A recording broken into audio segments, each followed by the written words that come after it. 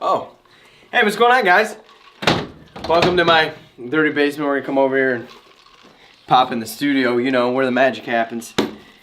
And so basically, I spent the last like 2 hours fishing. It was a complete bust. It's raining, the weather's terrible. Yeah, so if you guys want to know how that went, I'll just kind of throw a slide in real quick right here.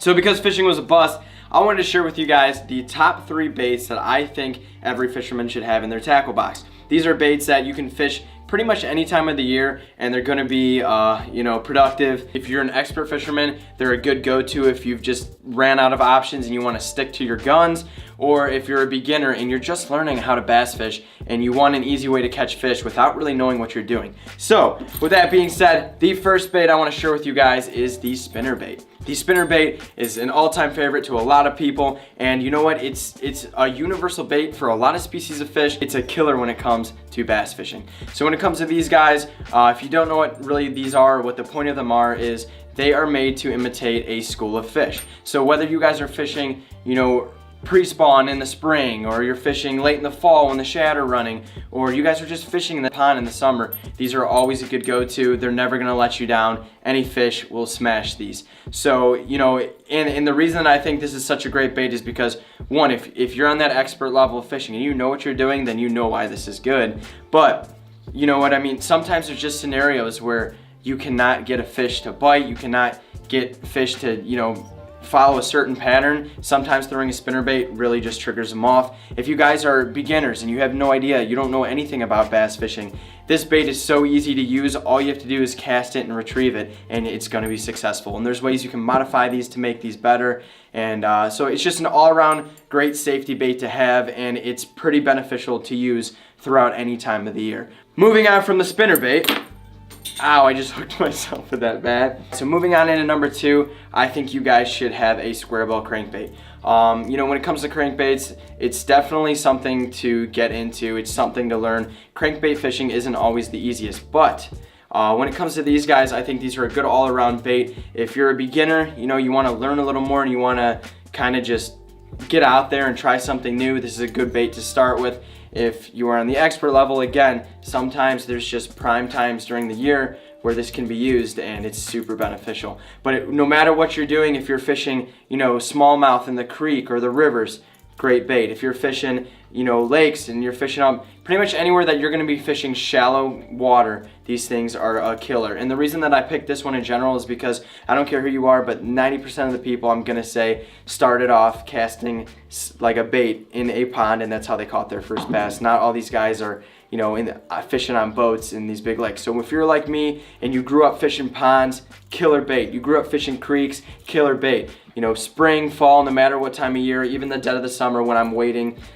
you know, in the water, this is a killer bait. So I think this is a good go-to. Again, it's a bait where all you really got to do is retrieve it, and you know, it's beneficial most times of the year, and it's a really good bait to learn on. So square bills are killer. If you guys want to grab one of these, always have one of these in your tackle box. And I'm about to hook myself.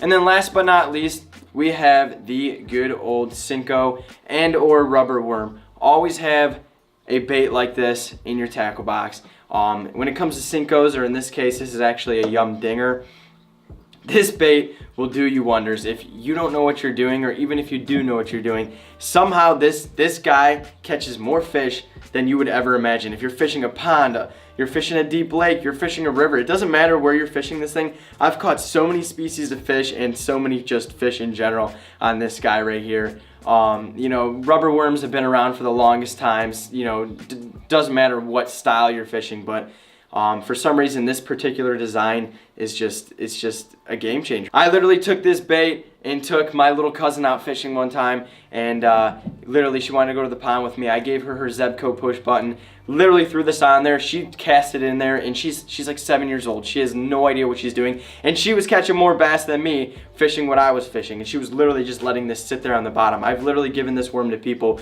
who don't know what they're doing, and they successfully catch a ton of fish. So it's just crazy awesome that the bass are so geared towards a worm like this. But again, you guys just need a worst case scenario bait because the bite, you know, is off. A lot of people don't fish these a ton because they feel like it's like a cheating bait. But you know, when the bite's tough, Senkos never let you down. I'm just gearing this towards the general person who likes to go bass fishing. I'm not saying these baits are the best baits that you could possibly have. I'm just telling you that these are 3 baits that any time of the year you can probably throw them and you're going to be successful, whether you're on an expert level and you got nothing left to throw, or you know, you're just a beginner who wants to go pond hopping and have a good time. So that's my little touch up on those 3 baits. A lot of people ask me, you know, what I like to fish or what's a good way to start, and I think those ones right there are killer baits to start with. So I hope you guys like this video, and hey, if any of you guys are wondering why these boxes are sitting over here in the corner, I just got these guys sent over to me.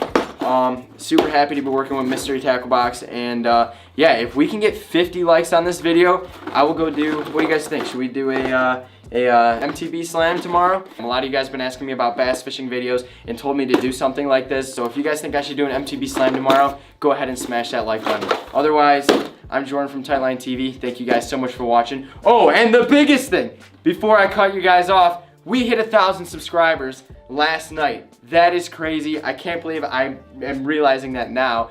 It was in the back. That's nuts, guys. I can't believe I didn't say that at the beginning of the video. Thank you so much for the support. I can't believe how quick we're blowing up. So again, 50 likes, MTB Slam video tomorrow. And yeah, so peace out, guys.